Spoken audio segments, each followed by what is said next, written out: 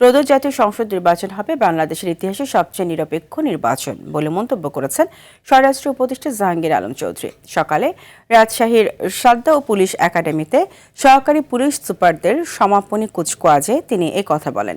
এ সময় তিনি আরও বলেন, পুলিশ কোনো রাজনৈতিক দলের রক্ষক নয়, তারা জনগণের করের টাকায় পরিচালিত রাষ্ট্রের কর্মচারী। নির্বাচন আসলেই একটি দুষ্ট চক্র সক্রিয় হয়ে ওঠে, তাই এবারই প্রথমবারের মতো সকল বাহিনীকে নিয়ে প্রশিক্ষণের ব্যবস্থা করা হয়েছে বলেও জানান স্বরাষ্ট্র উপদেষ্টা।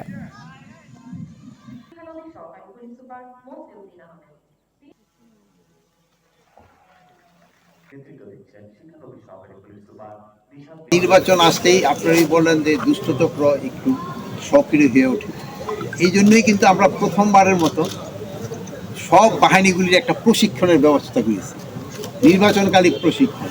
এই প্রশিক্ষণটা কিন্তু বাংলাদেশে এবারেই শুধু প্রথম, সব বাহিনীগুলিকেই প্রশিক্ষণ দেওয়া হচ্ছে এই ধরনের ঘটনা যেন না ঘটে।